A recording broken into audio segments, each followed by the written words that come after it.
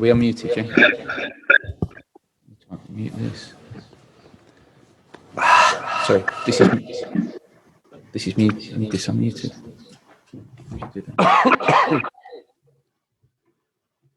Okay. Good afternoon, everyone. Welcome to our pre-match press conference for our game against Chelsea tomorrow night. I hope everyone's keeping well and healthy. As usual, we'll start with broadcast questions. Please raise your hand if you do have a question, and we'll get to as many of you as possible. After that, we'll embargo until for the written media, which is until tonight at 10:30. As always, no live streaming or social media posting during our press conference. After the written bit, there'll be 2 questions additional for the Evening Standard, embargoed until 2:30 tomorrow. Gary, I'm going to come to you first. Gary Cottrell. Thank you, Simon. Hello, Jose. Thank you for your help. Gary. As he's an important player, can I just get the latest update on Harry's progress? Yeah, good progress. He's happy with the progress. Of course, we are happy too. I think it's not a very optimistic thing to say that next week he should be playing. I think it will be just a consequence of his good evolution. So we are happy. We were a bit scared when everything happened, but now we are much more positive. And normally next week we play Everton midweek, City weekend. I believe for one of these matches he should be back. Great. As you predicted, Jose, Dele didn't leave this transfer window. What does he need to do now? Well, he needs to recover from his injury. He needs to be back to training, and he needs to have a fresh start because in the last few weeks he couldn't even training. So that's the most important thing. I had a good conversation with him yesterday. We spoke around this question that you asked me, and I think we found a very common ground. Let's say, is an important period of the season for the team. Is an important period of the season for him also. We need him. We need a good Dele Alli, and we are just waiting for him to be back to normality, to be back to training with the team. It's not just Dele. When you look Dele, Kane, Gio, Lo Celso, we are speaking about players that without all three we miss a little bit of some creation, of some magic, let's say that, around the attacking areas. So we need him back, and I made that very sure to him. Of course, a conversation doesn't make miracles. A conversation doesn't put a player in great form or without any limitation in terms of fitness. But I believe that the conversation was maybe the extra motivation that he needed to be back as soon as possible and to become available for the team. We play Europa League very, very soon. We are in the Premier League playing, as you know, every week a couple of matches. We have the FA Cup. I don't believe that he will be on time for that one. We have a final to play in April, so we need a good Dele back. And I believe that when physically he is ready, I believe that we will be mentally in a good place to go for it. From what you've seen so far, Jose, what do you make of Tuchel's Chelsea? Chelsea's Chelsea. They changed the coach, but they didn't change the players. The players are, of course, lots of very good players, great potential in that squad. They had a good coach on Frank that was doing a good work with the team. They have a good coach now with Tuchel that in spite he was coming from a league that you cannot compare with the Premier League, but he's used to work with players of high caliber. He's used to lead dressing rooms with important players. So I think he will fit well in a club like Chelsea. You say a good manager, of course he is. What takes you from being a good manager to being an elite manager? What's the difference? Obviously, winning the Champions League, maybe? Winning the Champions League is history. But there are many great managers that they never won the Champions League. Sometimes it happens. With players, is a little bit the same thing. For me, one of the most incredible players of the last 20 years, Ibrahimovic, that is still being an amazing player with, 39 years old, 40, I don't know, and he never won the Champions League.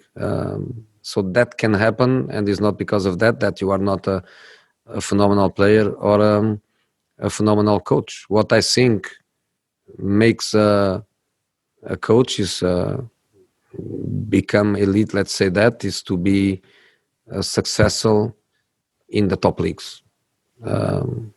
Because to be successful in leagues of a different dimension, and I'm not speaking about Thomas, of course, and the French league is a very good competitive league, a part of Paris Saint-Germain, because Paris Saint-Germain plays in a different league. But I think the biggest challenge for a coach, and the ambition of every good coach around the world, is to work in the best leagues. And of course, our league is in this moment the most challenging one. Thank you, Jose. Thank you. Okay, let's go to Ian Abraham. Just unmuting you, Moose. Hi, Jose. How are you? Hey, good. Thank you. First of all, can I just say wonderful news today that the money that's been Spurs players have been fined for their breaches during COVID is being given to local hospital. I mean, that's a great move by the club, isn't it? That's Tottenham. And I'm here for a year. And of course, I'm here for a special year with the situation that we are at.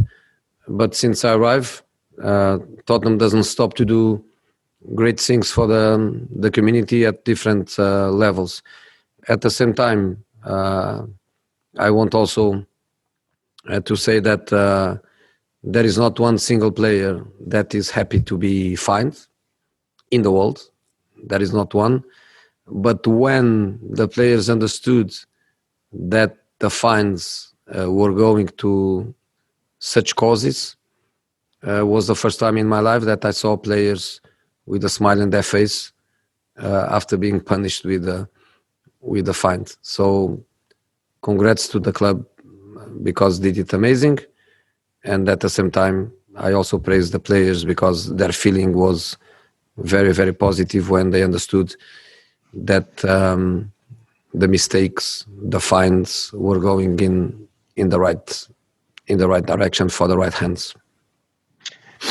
You're very much involved in social media, Jose, and you're hands-on and you do it yourself.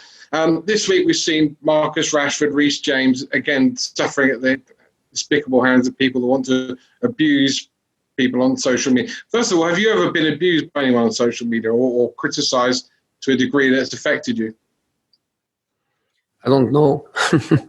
I don't know, because I don't read much. My relation with the social media is just about posting a picture, making a comment, and sharing something with the world. Apart of that, I don't participate much. But probably yes, and I don't know. But the reality is that must not be an easy thing to cope with. Can the platforms do something to help? I'm not, of course, an expert, far from it, but maybe they can. I believe that the easy anonymity protects people. When you are anonymous, you can do or tell or write things that you wouldn't do. So probably the platforms can help on that. And I'm sure that clubs and coaches, we always support our players in case of anything happen with them. But I believe that will be the platforms, the ones that can really, I'm not saying eradicate, but at least to help on it.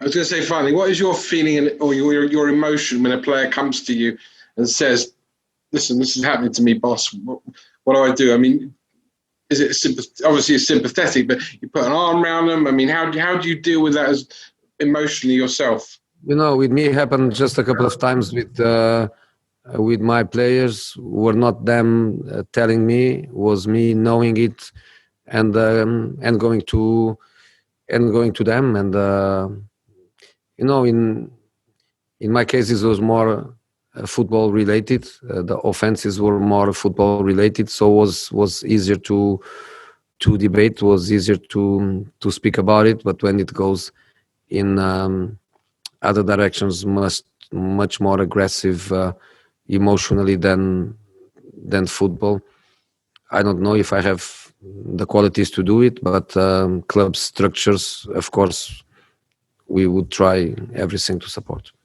Okay, we'll go to George Cummings, then we'll finish with Jonathan Phil and Ellie Gold, and that will be it for the broadcast bit. George first. Thanks, Simon. Jose, hello. I just wondered, are you concerned a bit about the creativity in your team without Harry Kane, and how will you solve it? And is that a key reason why Dele Alli could be so important for you in the next 6 months?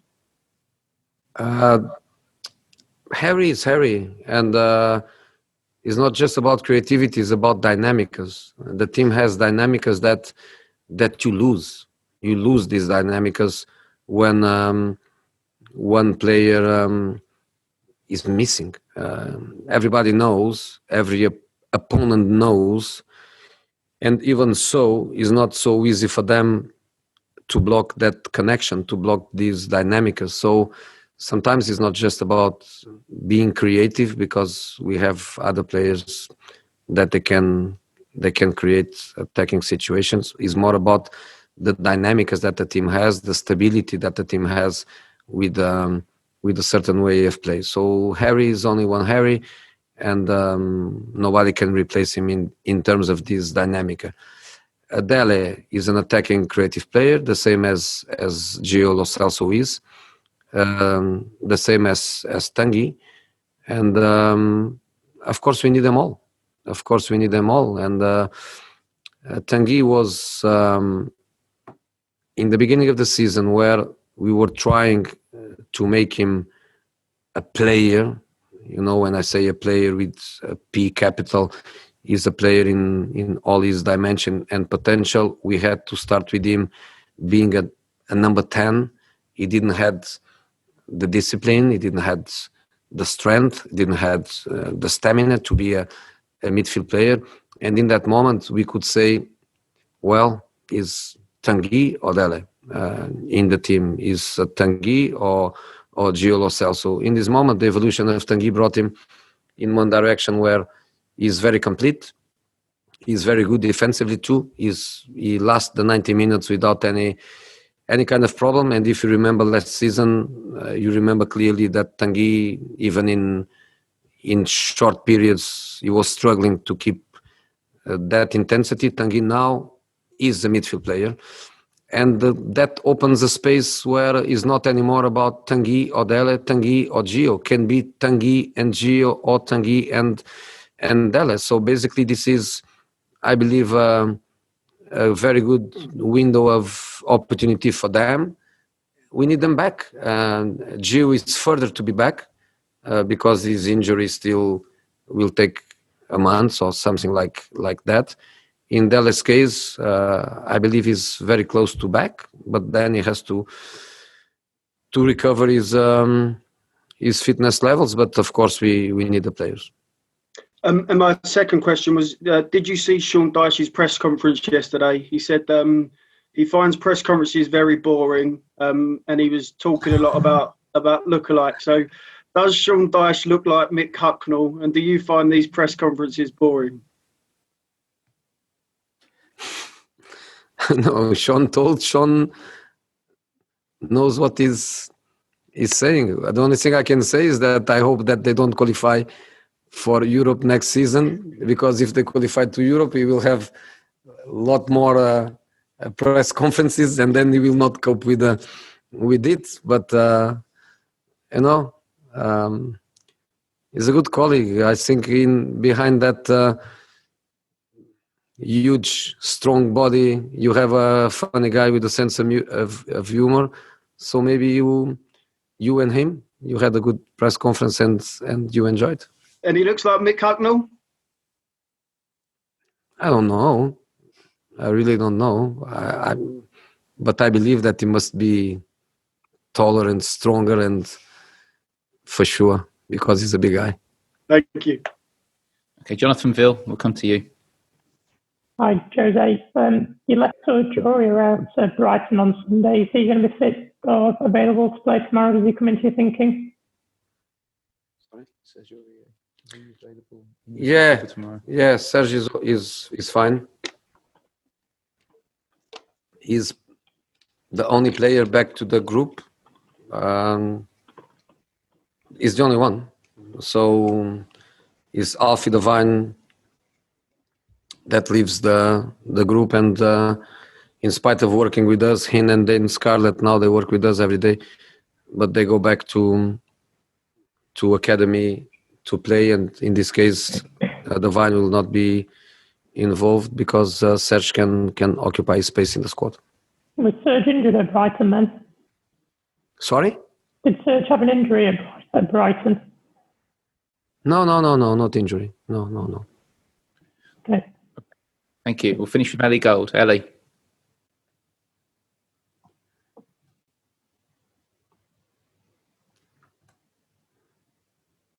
No. Try again. Ellie, unmute, please. Yes. There you go. Sorry about that. Just want to check if I'm right. I think the Europa League squad had to be put in yesterday. I just wondered whether you put Joe Rodon into the squad, and if you did, who had to come out? We didn't. It's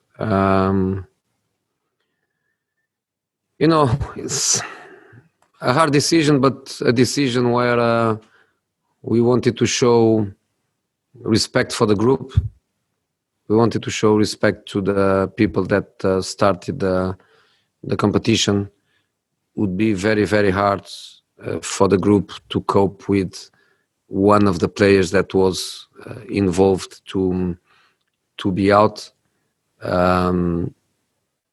We kept Tanganga in spite of good possibilities. The kid had to go out on loan. We kept him because then Tanganga, Dyson Sanchez, Dyer, Alderweireld, we have to do it without Rodon. We believe that by the emotional impact, it has less impact on a player that was not part of the squad to stay out until the end of the season than a player that was part of it, a player that played the group phase, to get him and to change him. And we decided not to go in that direction. So is Joe the player that is still out, and of course Jetson and Gazzaniga, they left, but they were not also in the list. So was not one single spot that was open. It was just a decision between Joe or another one, and we decided to give that stability to the group as a group. And can I just ask you quickly, Tanguy Ndombele came off with what looked like a bit of a knock. Is he okay after that? Okay. Yeah. He's okay. He had really a knock, but no problem to play tomorrow. Thank you. Okay, thank you.